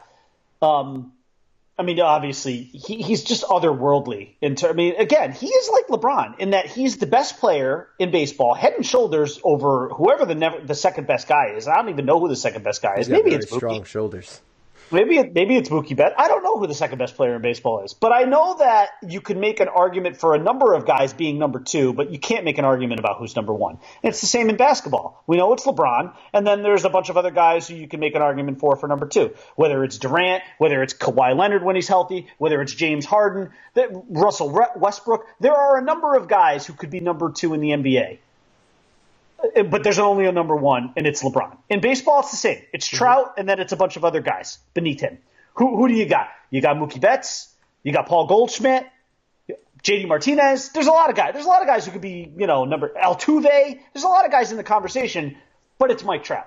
So I'll say Mike Trout's going to win it, but I do think it's very possible though that the LeBron effect kicks in on him this year, and somebody other than him wins it. And if it had to be that guy, I'd go with Mookie again, because I still think Mookie is more valuable than JD Martinez. As crazy a year as JD Martinez is having at the plate, the bottom line is Mookie Betts plays right field, and that's he plays two ways on the field. That is something that JD Martinez does not do. JD Martinez is absolutely frightening when he's at the plate, but Mookie Betts can hit with the best of them. He's a really good fielder. He made a great throw last night to gun down somebody. He just played the ball so perfectly off the wall in right field. He's a smart player. And made a perfect throw. He's just a great player. I still kind of think he should win it, but if you ask me who I think is going to win it, having learned from a lesson 2 years ago, I'm going to say Trout. Okay. Damian Rowe, I was Trout all the way in 2016. I was too. And I was not sure. I was like banging for Mookie Betts. But... He said, I'm not sure I would bet on Trout this year. And then he wrote, if I had to pick one guy right now, I'd actually bet on Betts. Though, if JDM manages a Triple Crown, he'll steal it. I don't think the Triple Crown is going to be as big of a deal this year with that. I think any other year, he would win it. The problem is... How close is he to that, though? What's his average? He's behind Mookie Betts for batting average. By how much? Let me see. Because he's leading in home runs and RBI, right? Yeah, I believe so. Hold on, let me find out right now. He's leading in home runs with 39, 114 RBIs, and he's behind Betts by about 10 points in the batting average, I think. Department. That's probably a little too much for him to make up, but he's 8 points. So yeah. I don't think that the Triple Crown is going to get him the thing this year. I think just because you have guys like Ramirez, Lindor, and Betts having such incredible years, particularly Betts. Betts is having an incredible year. Trout, if he didn't get hurt, if he didn't get injured, he would be my favorite to win it. But since he got injured, and he was out for a little while, and Betts has just. He doesn't walk anywhere near as much as Trout does. Yeah, I think Trout leads the league in walks, and he missed like 3 or 4 weeks or something like that. I mean, he was out for a while.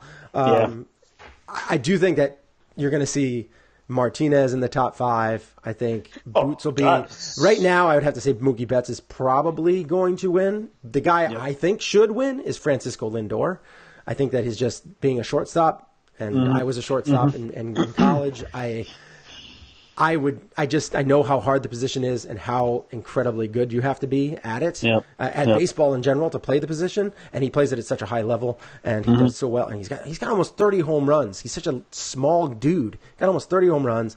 He's probably I don't know how many RBIs he has, but the dude has just been playing like a boss. And I really think that he is probably. He would be the guy I would vote for because just the importance of the position. And he just does it all. I mean, does everything. He scores runs, knocks runs in, has hits for power. He's got a 363 on base percentage. That's great. He's got a 134 OPS plus, which, all that stuff is, I think that just the importance of the position being a shortstop is, huge. But I think right now, Betts is probably going to be the one to win it. I think he's just outstanding. He's not just a good outfielder. He's an outstanding, if not the best right fielder in the game. And on top of that, smart baseball player. Just a really smart baseball player. Does a great job, running the bases. He does a great job at bat. Knocks people in. He does it all too, and he's just having a year where he's been a little bit more healthy than Trout, and I think those are the two front runners right now. I think JD Martinez is going to unfortunately snag some votes from Betts, but I do think Betts is going to be the one who's going to win it. And barring something crazy that happens this month, if Betts just goes into the tank and Trout gets crazy hot, that's the only thing that I would think that would take away the trophy from him. Okay. WRC Plus is like 50 points behind Betts and Trout, though similar to OPS Plus. That's what he just wrote. And for Lindor, that is. Okay. All right. So who do you have for NL MVP? This one's a little easier, and I'll admit it's a homer pick in the sense that he's one of my favorite players, so this was easy for me, but Paul Goldschmidt. I love Paul Goldschmidt. Mm-hmm. Just absolutely love him. I actually just got an autograph card of him last week. Mm-hmm. I mean, look, the numbers are there, 31, 78. He's hitting 293. He's got a WAR of a little over 5 for a first-place team. And I was just, somewhat surprising first-place team, I think. I know they've got the slimmest of leads. It's only a game. Very surprising. They're only, one game up on the Dodgers. But you know what? They've been pretty solid all year. They're good at home. They're good away. And he's the linchpin of that team. I mean, they would just not be anywhere near in this race without him. So to me, it's him, and a close second, just because I love him and I love the year he's having, and I love the nickname Salsa. I love me a little Matt Carpenter. He's a fun guy to watch. The Cardinals have made a run. Are they in the lead for the wild card? They are by half a game. So again, by the slimmest of margins. But he really has kind of energized that team. Mm-hmm. He's kind of got Harper-ish numbers though when it comes to the home runs and the RBIs in that MVP year, where he's got like 35 home runs and I think 73 RBI, which is it's like he's just hitting solo home runs. Yeah. But I like Matt Carpenter. I would give him maybe my second vote. But he's a leadoff guy. Yeah. Yes. Right. All right. It's a little more acceptable there. But I like him. But he is, and he's the he kickstarts that team. But for me, Paul Goldschmidt. I am going to go do something that's kind of out of the norm here. Normally, I always pick like a position player because I love Freddie Freeman. He's awesome. Matt Carpenter's had a great year. Nolan Arenado, he's a MVP candidate every year. Goldschmidt, MVP candidate every year. I honestly think this year, and it's not who I want to win the award, it's who I think's going to win the award. And who I think's going to win the award is Aaron Nola. Because he's had such a tremendous year, and his Phillies team, I said at the beginning of the year, I thought that they were going to finish in the bottom of the division. I felt like they were a couple of years away from being really good, as I did with the Braves too. Yep. And the Phillies, with him, he's got this devastating curveball the best curveball in the game, and it is tremendous, and nobody can touch it. And without him, they would not be anywhere near as good, and that's the definition of MVP. With someone like JD Martinez, I mean, he left the Diamondbacks, and they're just as good, if not better, than they were without him. So that's not saying that he's not valuable. He's obviously super valuable in the Red Sox lineup because they made they needed the DH, and that helped extend their lineup and actually gives Mookie Betts and all these other players better pitches to hit. So here's where it gets tricky though with a guy like Nola, because by that same assumption, does he win the Cy Young or does DeGrom win it? That's going to be, yes. I think that's what's going to happen. I think that Aaron Nola is going to get the MVP. I think you're going to have two pitchers, and then I think DeGrom is going to get it because DeGrom has suffered. It makes no sense. But it does. But I think that the Mets, because they're so bad, it's the MVP thing. Like, they're going to be in last place no matter what. Like, you're in last with or without him, but you're having such an outstanding year. Your team is giving you zero offensive support. He's given up one run or less. So, I can't remember how many times it was this year, and he had like a record of like 7-8 or something like that. How does that happen? If you give up one run or less, how do you lose that many games? I'll tell you the one thing. I'll say this about Aaron Nola: is there a better bargain in baseball in terms of what he makes? $500,000. The dude he has been tremendous. That's where I see it going right now. I mean, Max Scherzer is also up there as far as Cy Young and everything like that. But DeGrom is having such a season that I think he gets a Cy Young because it's not It's not who is most valuable. It's who's having the best pitching year. Is DeGrom's ERA like 1.86 or something like that? I might even be lower than that. It's nuts. He is nuts. He's 1.68. 1.68. Sorry, I was dyslexic. Okay. Yeah. 1.68 with an 8-8 record. Yeah, it's nuts. Can you imagine like a 500 pitcher winning a Cy Young? I don't know if there's precedent for it. There might Felix Hernandez and Zach Greinke did something similar to that. Yeah, that's right. I remember that. That's right. That year the King Felix did. Yeah, it's not unheard of. He was like something like 11-12 or something like that. It was ridiculous. I don't know. Yeah, his ERA was minuscule. It was like crazy 2. low, and yeah. And DeGrom is at 1.68. He's probably got 4, maybe 5 starts left. I mean, he might have. The funny part about DeGrom is he's either going to win it or he's going to come in second. Yeah, there's like almost no doubt. Yeah. So he may be a 500 or below pitcher. He's going to either win the Cy Young or he's going to be in second. It's going to be that. I mean, he's only walked 41 guys. He's given up 8 home runs on the year. Where's Kershaw in the conversation? He's not. He's not? No. He's not. Yeah, I guess it's Nola. It's probably him and Nola, right?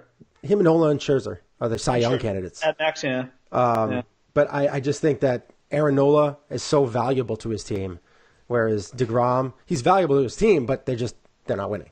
So that's just where I'm at with that. I think that that's where it's going to end up, and I think that that's how it should end up.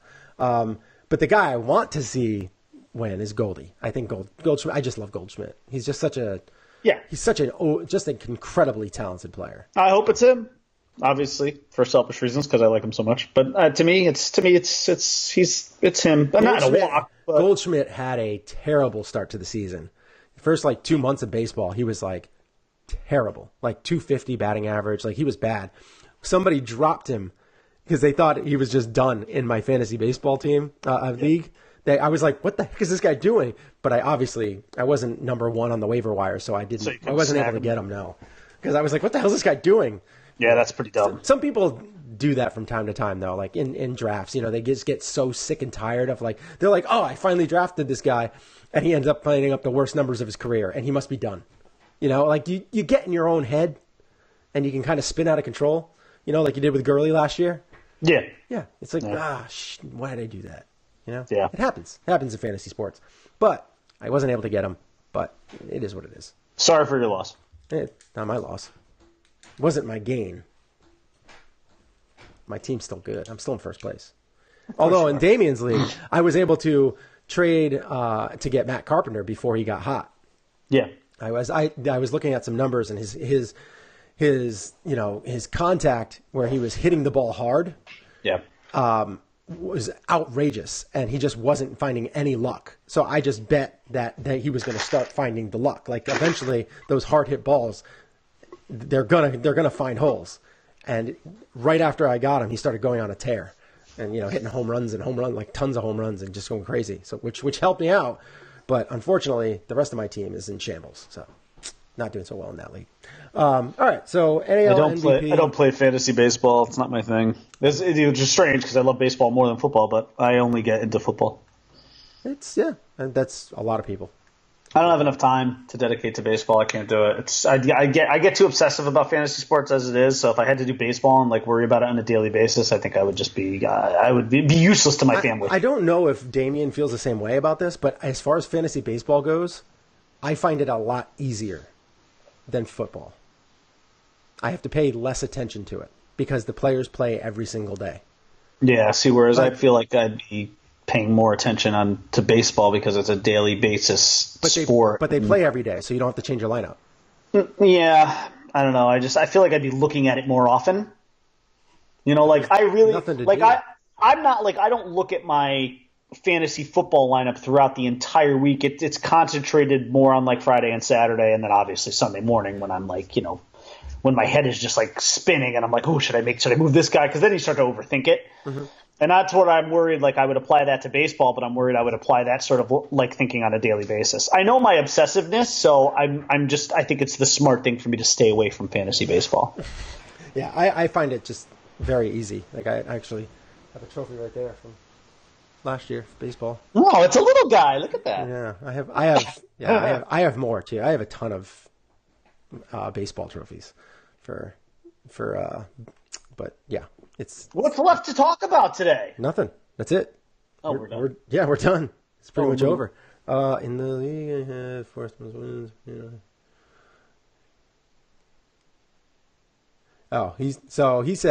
Damien's it with you. He said, in the league that I have the fourth most wins and may not make the playoffs, but I disagree. Fantasy baseball takes more effort for me. I have to work on it daily.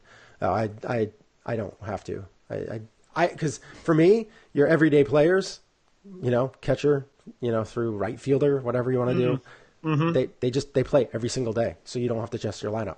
Like matchups, I just feel like you can't play matchups in baseball because even with matchups, you can still falter. So I'm an obsessor and an overthinker, so I know how I would handle baseball. It would be a daily thing. Yeah. Melissa would yell at me. It'd be awful. It'd be awful. The kids would be like, Lex would cry and he'd probably fall and trip and hurt himself. And then she'd yell at me, "Get off your stupid fantasy baseball." It would turn into a thing. I can't have it turn into a thing. I can't have it turn into a thing. As it is, the football's enough of an obsession. Damien said he's similar to you. But he loves that. But I love that. So it's all I play. He just plays fantasy baseball. Sure, but there are off days. So, and then he said, sure, but there are off days and pitching matchups to consider. Yeah, I don't consider pitching matchups. It's not something I do. I just never do that. I am more it's rare when I consider pitching matchups. It's very rare. Unless somebody is outrageously destroys somebody, I don't. But I also absolutely hate the league that Damien had me get into, the keeper league. I absolutely hate Fantrax. Can't stand their platform at all. I hate it, with a passion. It's the one reason why if I ever leave this league, it's because of Fantrax. Hate it. Absolutely hate it. I think it's so poorly designed. Can't stand it. And he said that is why I fail in his league, at least. I don't consider myself failing yet. I don't consider it failing. I consider it a process. I see a victory coming in if I decide to keep playing in the next year or two. Did he say it with a Yoda voice? That is why you fail. He said it's the best fantasy platform by far. I hate it. I absolutely hate it. I think it's horrible. I think it is the worst I've ever played with. That is why you fail. Yeah. That was good. All right, so we're out. That's it. Game, set, match. Long Saturday show. Hour and 50 minutes. Do you not want to hear this music? You don't seem very happy right now. How about that? Better. Damien says Brian gets me.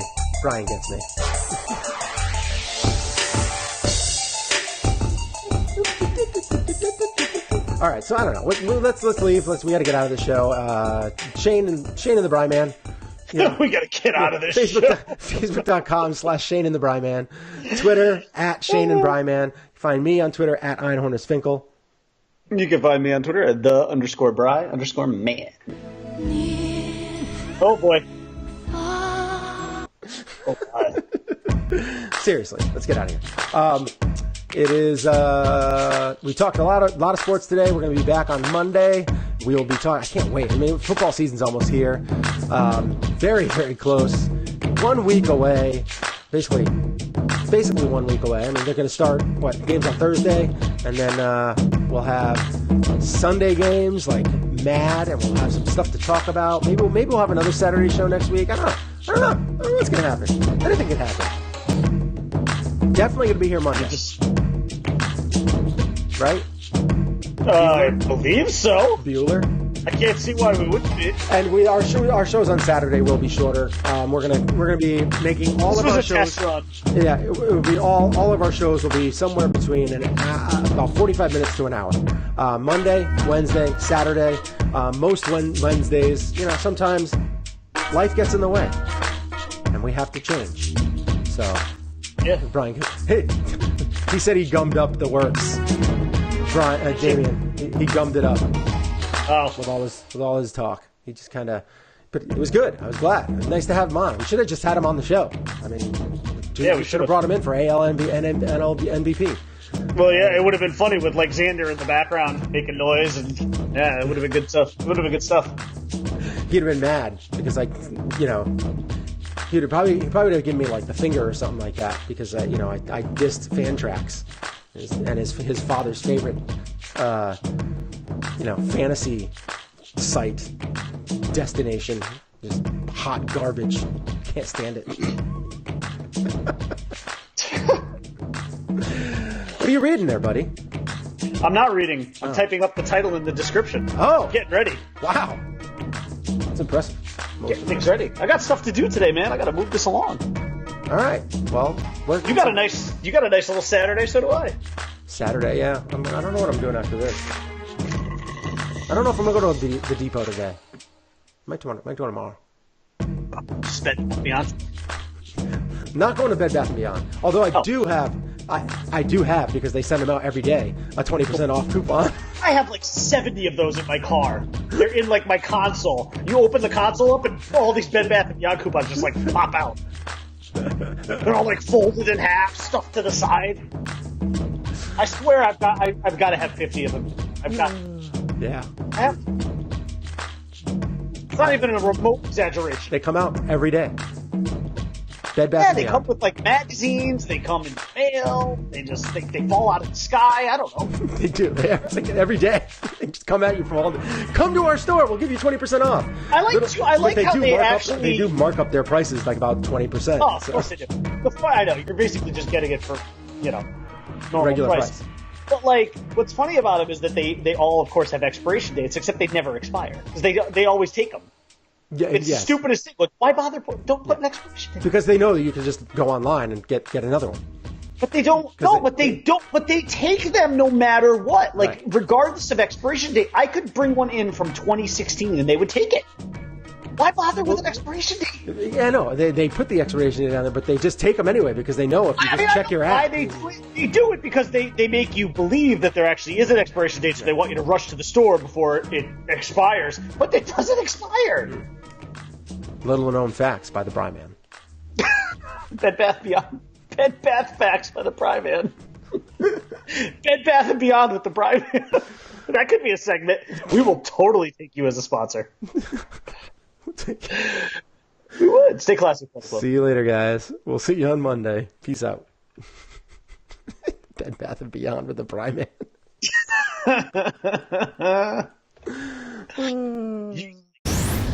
You can find Sports and Sorts with Shane and the Briman on iTunes or www.sportsandsorts.libsyn.com.